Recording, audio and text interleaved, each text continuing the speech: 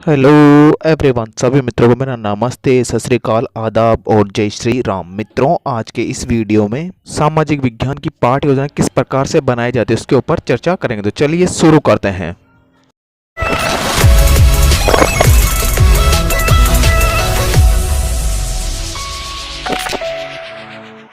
मित्रों, सबसे पहले जो आपकी दैनिक पाठ्य योजना डायरी है उसके ऊपर पाठ्य योजना का आपको क्रमांक लगा लेना। जो भी आपकी पाठ्य योजना का क्रमांक है वो क्रमांक लगा लीजिए।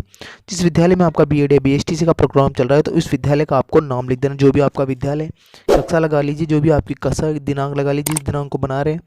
समय अवधि लगा लीजिए। आप जितना समय आप ले रहे हैं, क्लास लगा रहे हैं, जिस क्लास में आप तैयार करें। मित्रों, जो आपका विषय वो सामाजिक विज्ञान या जिस विषय का बना रहे हैं वो विषय लगा लीजिए। तो आज का जो अपना विषय है वो सामाजिक विज्ञान विषय है। इस विषय के ऊपर पाठ्य योजना तैयार करेंगे। मित्रों, आज का जो अपना प्रकरण है वो प्रकरण है अपना, जिस प्रकरण के ऊपर पाठ्य योजना तैयार कर रहे हैं वो प्रकरण है ऊर्जा के गैर परंपरागत स्रोत। इस प्रकरण के ऊपर आज अपन पाठ्य योजना तैयार करेंगे।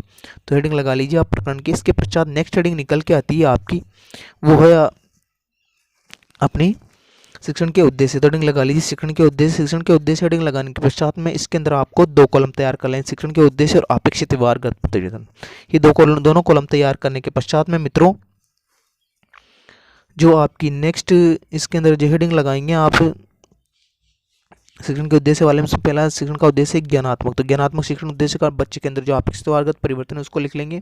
विद्यार्थी ऊर्जा गैर परंपरागत स्रोत का प्रत्याशमन में प्रत्याभिज्ञान कर सकेंगे। तो इस प्रकार से लिख लीजिए। नेक्स्ट शिक्षण का उद्देश्य है आपका अवबोध। तो अवबोध से संबंधित जो मैंने आपको ये लिखा है सारे अपेक्षित व्यवहारगत परिवर्तन, अपेक्षित व्यवहारगत परिवर्तन को आप लिख लीजिए। इसके पश्चात में नेक्स्ट जो आपका शिक्षण का उद्देश्य, तीसरे नंबर का शिक्षण का उद्देश्य ज्ञानोपयोग। तो ज्ञानोपयोग से संबंधित जो मैंने आपको अपेक्षित व्यवहारगत परिवर्तन लिखा है, अपेक्षित व्यवहारगत परिवर्तन को ध्यानपूर्वक लिखिए। चौथा क्वेश्चन शिक्षण का उद्देश्य है कौशलात्मक। कौशल से संबंधित जो अपेक्षित व्यवहारगत परिवर्तन उनको लिख लीजिए आप। पांचवा आता है अभिरुचि और छठवा आता है अभिवृत्ति। इस प्रकार से आपको छह के जो शिक्षण के उद्देश्य मैंने लिखा है, इन छह के शिक्षण के उद्देश्य संबंधित जो अपेक्षित व्यवहारगत परिवर्तन है, इन अपेक्षित व्यवहारगत परिवर्तन को आप ध्यानपूर्वक अपनी पाठ्य योजना डायरी है उस पाठ्य योजना डायरी के अंदर आप उतार लीजिए। इसके पश्चात आगे चलते हैं मित्रों। नेक्स्ट हेडिंग लगा लीजिए शिक्षण सहायक सामग्री। तो शिक्षण सहायक सामग्री के अंदर मित्रों आपको जो भी शिक्षण में जो जो सामग्री आपके शिक्षण में सहायता प्रदान करती है, सारी शिक्षण सहायक सामग्री कलाई, जैसे चौक हो गया, डस्टर हो गया, श्याम पट्टा हो गया, रोलर बोर्ड हो गया, चाक हो गए, मॉडल हो गया, सारी सामग्री शिक्षण सहायक सामग्री के अंतर्गत आ जाएगी। मित्रों, इसके पश्चात में नेक्स्ट हेडिंग लगाएंगे आप शिक्षण विधि या प्रविधि। तो आप चाहे तो यहाँ पर भी कॉलम बना सकते हैं, आप चाहे तो उधर भी एक कॉलम बनेगा वहाँ, तो आप यहाँ पर भी लिख लीजिए, अपन वहाँ पर भी लिख लेंगे। इसके पश्चात में नेक्स्ट हेडिंग आ जाएगा आपके शिक्षण के बिंदु। तो जो शिक्षण के बिंदु आप पढ़ा रहे हैं उन बच्चों को वहाँ पर लिख दीजिए। नेक्स्ट हेडिंग लिख लीजिए पूर्व ज्ञान। पूर्व ज्ञान में आप लिखेंगे विद्यार्थी ऊर्जा के गैर परंपरागत ऊर्जा स्रोतों के बारे में सामान्य जानकारी रखते हैं। तो ये हो जाएगा आपका पूर्व ज्ञान। पूर्व ज्ञान के बाद में नेक्स्ट हेडिंग लगेगी मित्रों आपकी, वो है आपकी सबसे महत्वपूर्ण हेडिंग प्रस्तावना प्रश्न। तो हेडिंग लगा लीजिए प्रस्तावना प्रश्न। प्रस्तावना प्रश्न लिखने से पहले मैं आपको इसके अंदर थोड़ी सामान्य जानकारी दे देता हूँ कि प्रस्तावना प्रश्न होते क्या है। प्रस्तावना प्रश्न तात्पर्य कि छात्र अध्यापक की तरफ बच्चों से प्रश्न किए जाते हैं और ये प्रश्न तार्किकता के क्रम में होने चाहिए। मतलब कम से कम आपके द्वारा 4 या 5 प्रश्न बच्चों से पूछे जाएंगे। कम से कम 4 प्रश्न, अधिक से अधिक 6 या 7 प्रश्न आपके द्वारा बच्चों से पूछे, और ये सारे प्रश्न तार्किकता के क्रम में होने चाहिए। और जो आप विषय वस्तु पढ़ा रहे हैं उससे संबंध भी हो सकते हैं या अन्य विषय वस्तु से भी होने चाहिए, लेकिन आपको ये प्रश्न पूछते हुए बच्चों का जो पूरा ध्यान है जो आप प्रकरण पढ़ाना चाह रहे हो उसके ऊपर आपको लेके आना है। तो इस प्रकार से आपको ये प्रश्न पूछ लेने बच्चों से, और 2 कॉलम तैयार कर लीजिए, विद्यार्थी क्रिया वाला कॉलम और एक छात्र अध्यापक क्रिया वाला कॉलम। इस प्रकार से आपको दोनों कॉलम देखिए, ये वाले कॉलम, ये वाले कॉलम। इसके अंदर छात्र अध्यापक द्वारा बच्चों से प्रश्न पूछे जाएंगे और बच्चों द्वारा इन प्रश्नों के उत्तर दे दिए। जैसे कोयले के 3 किस्मों के नाम बता दो, बच्चे दे देंगे बिटमनी, लिग्नाइट और पीट, ये तीनों किस्मों के नाम बच्चे बता देंगे। अंत के अंदर छात्र अध्यापक द्वारा एक ऐसा प्रश्न पूछा जाएगा जिसके बच्चे उत्तर नहीं दे पाएंगे, तो समस्यात्मक प्रश्न हो जाएगा, तो समस्या का समाधान भी आपके द्वारा ही किया जाएगा। तो आपकी नेक्स्ट हेडिंग हो जाएगी उद्देश्य कथन। उद्देश्य कथन में आप लिखेंगे विद्यार्थी आज हम ऊर्जा के गैर परंपरागत स्रोतों का विस्तार पूर्वक अध्ययन करेंगे। इसके पश्चात में नेक्स्ट हेडिंग निकल के आती है प्रस्तुतिकरण। तो हेडिंग लगा लीजिए प्रस्तुतिकरण। प्रस्तुतिकरण के अंदर आपको 5 कॉलम बना लेने हैं। आप चाहे तो 4 कॉलम भी बना सकते हैं। अगर आपने शिक्षण विधियां अगर उधर लिख दी 4 कॉलम से भी काम चल जाएगा। एक तो पहला कॉलम हो जाएगा शिक्षण विधि या शिक्षण बिंदु, दूसरा हो जाएगा छात्र अध्यापक क्रिया, तीसरा हो जाएगा छात्र क्रिया या विद्यार्थी क्रिया, और चौथा हो जाएगा श्याम पटकार। अगर उधर शिक्षण विधियां नहीं तो यहाँ पर आप विधि लिख लीजिए डायरेक्ट, किस विधि का आप प्रयोग करें। जैसे मान लो कि अपने इसके पश्चात में जो नेक्स्ट हेडिंग हो जाएगी वो आपने इसके अंदर लिखेंगे शिक्षण बिंदु वाले में, पहला शिक्षण बिंदु भूतापीय ऊर्जा। तो भूतापीय ऊर्जा ये आपका क्या हो जाएगा, शिक्षण बिंदु है। इस शिक्षण बिंदु से संबंधित जो विकासात्मक प्रश्न है, इन विकासात्मक प्रश्नों को आप ध्यानपूर्वक लिख लीजिए।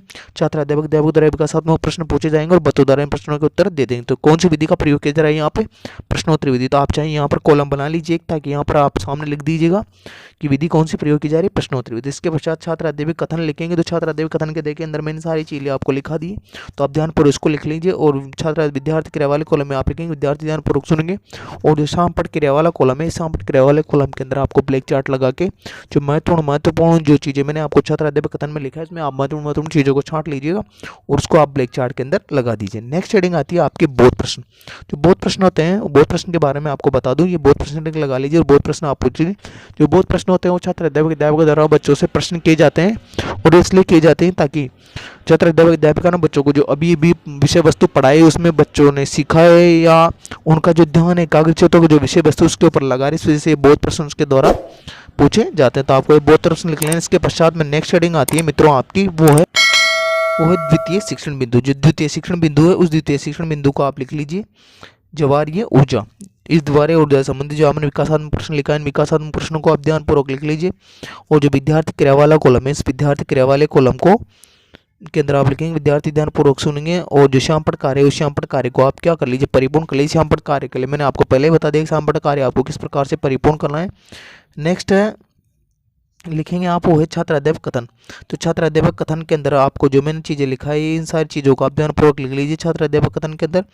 और जो महत्वपूर्ण बिंदु को उसको ध्यानपूर्वक लिख लीजिए। और छात्र क्रिया वाले कॉलम में लिखेंगे आप विद्यार्थी ध्यानपूर्वक सुनेंगे। और जो श्यामपट कार्य है उस श्यामपट कार्य को आप परिपूर्ण कर लीजिएगा। नेक्स्ट हेडिंग आ जाएगी आपकी बोध प्रश्न। हेडिंग लगा लीजिए बोध प्रश्न। जो बोध प्रश्न होते हैं वो छात्र अध्यापक द्वारा पूछा जाता है, इसलिए पूछा जाता है कि मैंने जो बच्चों का ध्यान एकाग्रचित्त को भंग नहीं हो, मैंने पहले बता दिया बोध प्रश्न किस तरह क्यों पूछा जाता है। तो आप इस प्रकार से आपको सारे बोध प्रश्न लिख लेने हैं। नेक्स्ट हेडिंग की ओर चलते हैं मित्रों। हेडिंग लगा लीजिए पुनरावृत्ति प्रश्न। जो पुनरावृत्ति प्रश्न होते हैं वो छात्र अध्यापक के द्वारा पूछे जाते हैं और इसलिए पूछे जाते हैं ताकि उसने जो विषय वस्तु बच्चों को पढ़ाए वो बच्चों ने सीखी अथवा या कितनी सीखी इस बात के लिए, उसको दोबारा पढ़ाने के लिए पुनरावृत्ति प्रश्न बच्चों को से पूछे जाते हैं। तो छात्र अध्यापक द्वारा पुनरावृत्ति प्रश्न पूछे जाएंगे।